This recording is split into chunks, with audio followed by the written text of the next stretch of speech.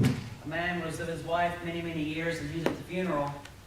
And it was all going very well, and he was quite sad. They've been together 38 years.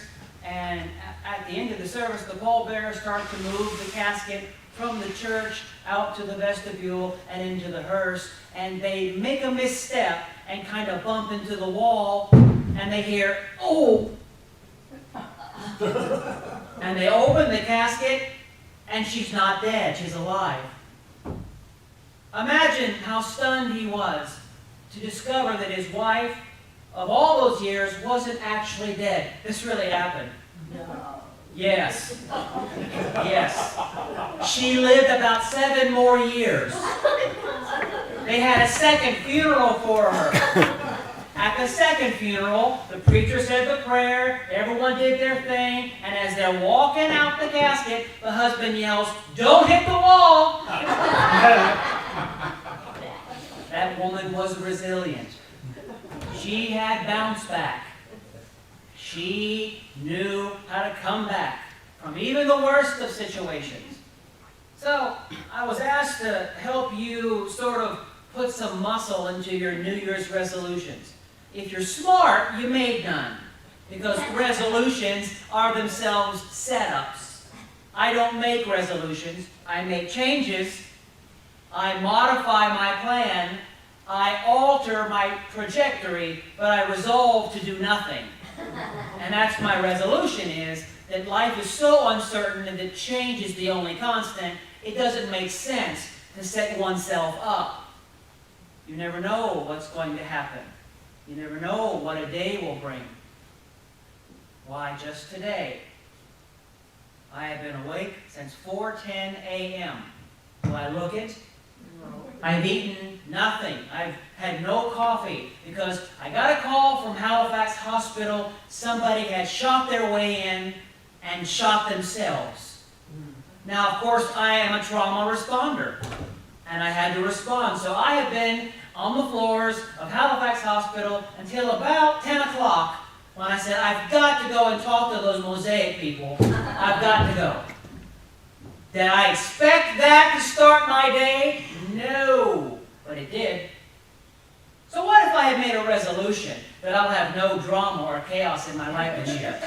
It's already ruined. And that's the point of life, isn't it? You don't know what you're going to wake up to. And even as that one woman was talking to me about the experience and about how hard it was for her, I noticed the sun was coming in the window, and it was shining on one little part of her outfit. And I said, look at that. As difficult as the night has been, the sun still comes up. And it's new, and it's fresh, and it offers opportunities. You get a chance to start all over again. Clean, fresh renewals on a daily basis, not a yearly basis. I don't even believe in New Year's Eve resolutions. For me, New Year's Eve, my New Year is my birthday. That's my New Year. It's the year I'm born. So I make changes at my birthday. I don't subscribe to the way the universe has decided to chart the calendar. That wasn't my idea. Just like it wasn't my idea that we decide that Christmas is December the 25th. I wasn't involved in that. For me, New Year's resolutions or changes or empowering myself to do what I want to do, I do that on a yearly basis on the eve of my birthday. And I'm reborn as a different me, or a different type of me, or I make changes in the way I present myself. So, having said that, who wants to share some of your resolutions with me? And just yell them out loud. Don't worry, I've heard all the basics. Half the country resolves to eat less or more. You know, half the country decides to join a gym, or they buy equipment to do so, or things like that. If you've got other resolutions, yell them out. Be a better listener. Be a better listener. That's a hard job, being a listener. I could do it for a living, and it's hard. Because you can't just hear it, you have to process it. and put it someplace and say it back and engage and not lose eye contact and actually be interested in material that isn't always very interesting. I mean, let's face it, there is material, isn't there, that's not as compelling as other material, and yet it might even be material you've heard 4 or 5 times in the same day. You try being a caregiver for somebody elderly, you'll understand that. They will tell you the same thing over, but for them it's the first time. But it takes a lot of patience and listening skills to hear it fresh each time for them. That's a gift. That's a great goal for you. Anyone else have a goal you'd like to share? Be more tolerant. Be more tolerant. You're sitting next to Judy, so you're already doing all right. Tolerance is difficult. I mean, in the workplace where I work, people don't like each other. They don't. They tolerate each other. We've learned how to wear masks to tolerate each other. There's very rarely actual friendships involved.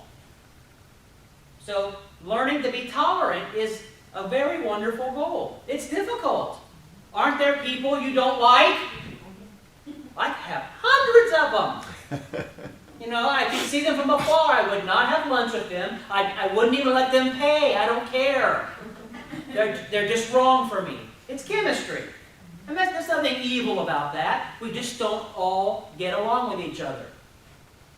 But learning to tolerate people like that, who are now in your presence and in your sphere of influence, is difficult. We all have co-workers or cohorts or people in life that we tolerate. But we have a limit to our toleration. We have boundaries. We don't have to let them continue to go too far. Very good ones. So, tolerance and listening skills. What else do you have that you're trying to change? I'm not calling them resolutions. What else are you trying to change this year? Worry less about things I can't really control. And what can you control? Very little. I mean, hardly a damn thing. That's a great change, because there's very little you have control over. Very little. You can control yourself in response to what you have no control over, but other people can't control them. Other decisions that are made, you can't control them. Ever try controlling somebody else? Ever try that? Ever try and influence somebody else's decisions? Ever try and make somebody like or love you? Ever try and encourage someone to do the right thing, and they just continue to go their own way? Very frustrating, isn't it? If you're a parent, you certainly have seen this. I had a nephew that I've encouraged for years to do the right thing. He doesn't have a right thing. He just has his thing. So I just quit. I said, I'm not giving up on you. I'm giving up on trying to encourage you to change to be a better human, because you're a crappy human and you seem to like it. So you have a right to be crappy. You just be crappy over there. Now, that's a hard call to make. And I'll often say to people, say, look, you have the right to your life, but you don't have to infect me with it. So I'm drawing a line. I'm drawing a line. And go ahead and live your life. And I'm not even being disapproving. I'm just saying I need peace and quiet, or control and calm, and you're not part of it. So that's a great boundary to draw. Others, I'm loving what you're saying. I'm also loving what you're not saying. Because your body's saying so much more to me than your mouth. I'm a body watcher. Not in any kind of lewd way, of course, but you know, I like to pay attention to what your body language is saying, not what your mouth is saying. Because the body will say more than your mouth will ever say. I have to work constantly with people who won't talk. They either willfully won't speak, they can't speak because of illness, so their body is screaming and speaking, so I have to look at all that and pick up on all that and go where they are and help them find a voice for it. Other changes you're going to make in the new year. Be positive and optimistic. Holy cow! Raise your hands if you think you're positive and optimistic. Sometimes. I love that I'm only seeing about a third of the crowd. And here's what my research has taught me over the years. in the presence of Unitarians. A lot of cynicism. But it's based on realism. You know, it's based on truth and the way the world gets played out. So sometimes it does become a challenge to be optimistic and hopeful when you know how things really work. See, I'm optimistic and hopeful, and I always look for the good in bad situations, but I'm just as certain that a bad situation's coming. I know it's coming. I know it's coming. So how do you make sure that that doesn't rule your life and you don't always see a negative, cynical spin on it? That is a daily challenge. The sun is new each day. The sun rises new each day. How to be more positive. So let's practice.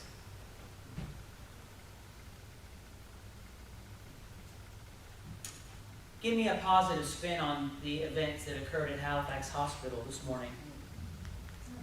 Give me a positive spin. Just throw something out right now. A man randomly blasts his way into a locked building, total lockdown building, blasts his way in and randomly finds people to terrorize and shoots himself and dies in the hallway. He didn't shoot somebody else. Aha, that's the first thing I saw. Is I'm glad he killed himself and nobody else.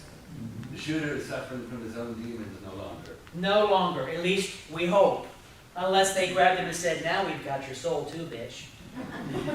They might have said that. And we don't know. That would be awful. That would be awful if you think you're escaping and you're not. Holy cow. He I won't, had no way of checking that out. he won't do that again. He won't do that again. Don't, listen, I said all of those things. I said, look, I said, as awful as this is, I had everyone say, point out what good has come of this. He didn't hurt anybody but himself. He scared a lot of people. He traumatized people that will have trauma and problems for quite some time. Some will never get past what he did to them. But in the end, nobody but him died. So that's a positive off the spot. Anybody he had hurt would be in the hospital.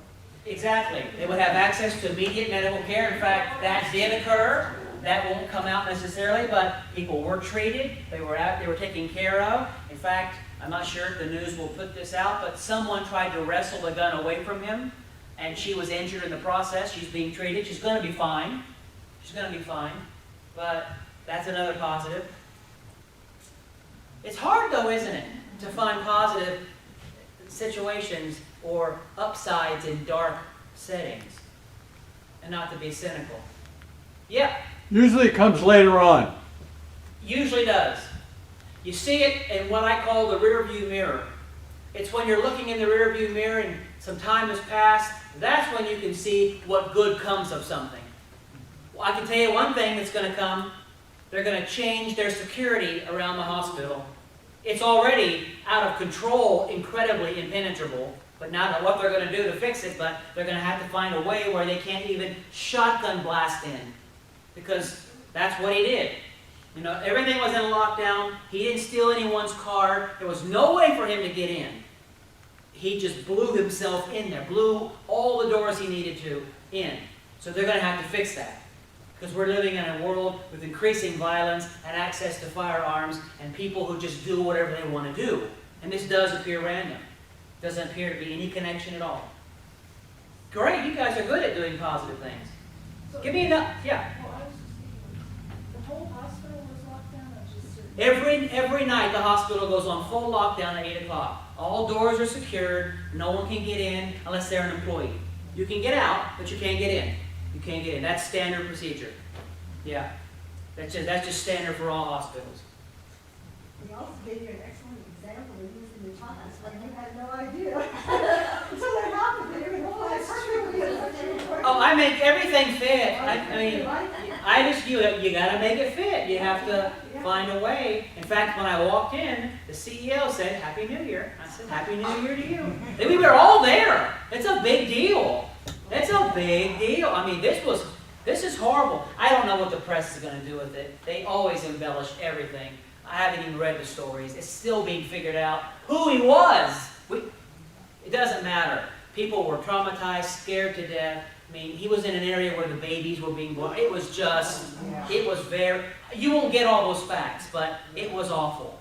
And so it's hard if you're a professional caregiver and you go to a place where you feel like you're safe and you're helping and to suddenly have your space violated, it's hard to feel safe again. It's hard to feel like it's all right. So it's going to be difficult to restore some of those concerns. And that'll be part of their challenge. But the point is, isn't it, that we live in a world like that, don't we? At any moment, someone could bust through here. We don't have security. And before we could react, several of us could be injured. That's the world we live in. I mean, it's just true. So that's not being cynical. That's just true. We live in an increasingly dangerous world with people who have unregulated emotions and problems that they do not try and fix. They just react. And sometimes this kind of thing is what happens. Other changes you've made in your life, or resolutions, if you want to call them that. Yeah. I've had a lot of friendship and I've had a lot of help from people in this church and my friends this last 4 or 5 months. And I didn't know the world could be that way.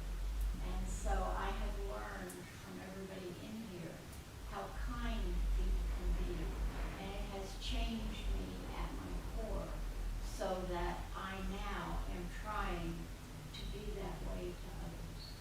So people have been kind, and it has rubbed off, Yeah. and you're surprised. I'm always surprised when I find a kind Unitarian.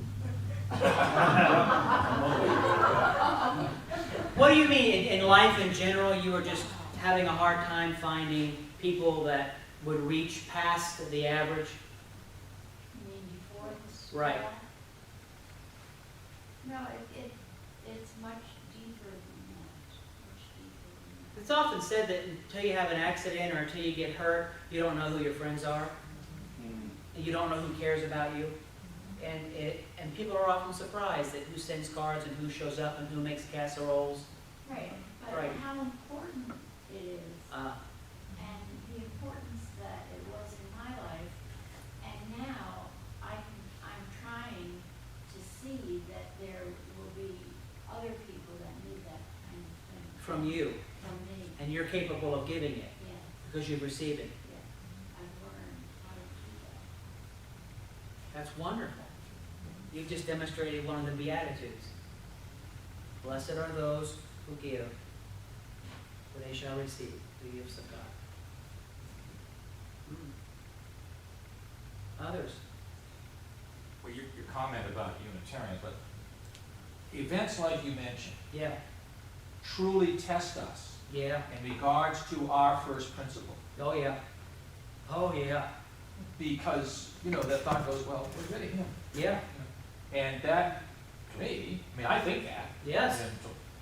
But that really does fly in the face of our first principle. It sure does. It confronts it. It challenges your first principle. It's the inherent right to be human, or the inherent right to. Yeah. And I don't want to get off the subject because I do that so well. Let's don't do that. But are there some people who don't deserve inherent dignity and worth? Jeffrey Dahmer, John Wayne Gacy. I mean, those are very good bioethical questions. We're not going to solve them here. That isn't the point. But it does confront Unitarian beliefs that there's some good in every human experience. That everyone is entitled to decent, dignified treatment. Even the most brutal of criminals deserve a clean place to sleep. It's that kind of thing. But it tests us on the inside because there are many emotions that come with people who harm children or people who harm other people. We have a lot of preconceived notions about that, and we think but don't often say, well, I hope they get theirs. And sometimes what they get is unfair. There's too harsh a punishment in some cases for certain crimes. But thanks for bringing that up. It does force us to look at the principles upon which we base our daily lives, our faith, our ideology, our philosophy of life, is to find inherent dignity and worth and good in every person and hopefully every situation. There's some good in every situation. One of my favorite sayings is, some people bring joy wherever they go, others whenever they go.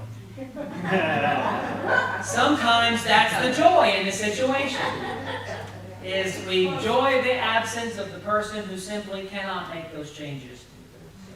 I have a Just Do It. You know the Nike commercial? Years ago, my doctor asked me, he said, Mark, I was struggling with so-and-so and so-and-so. And he said, how do you, at your age, I forget what we were discussing, but how do you stay fit and do this? And I said, it's like Nike, you just do it. And I said, what do you mean? And I said, well, just do it. Just. And by the just part, I meant justify it in your brain, make and decide you will, do what it is you decide you'll do. Don't spend 4 years planning it, just do it. Start. Start today. Make it 5 minutes instead of 20 minutes, but start. And then it is whatever your heart desires, whatever makes your heart sing. A lady who's grieving the death of her husband has waited almost 3 years to clean out his armoire. She can't get near it. She's so upset. She can't get near it, and it's just looking at her. And so I approached her with the Just Do It plan. I said, here's what you do. It's very simple. I want you to go home, and I want you to set a timer for 5 minutes, and I want you to open it up and do whatever you can in 5 minutes. The timer goes off, close it, walk away, and the next day, do 6 minutes. And the next day, do 6 minutes. And the next day, do 6 minutes. And then the next day, do 8 minutes. And I had her do that, and I said, don't come back and see me for 2 weeks. She called me in a week. She did it. It was all completely finished. She found confidence as she moved forward and went longer than her time frames.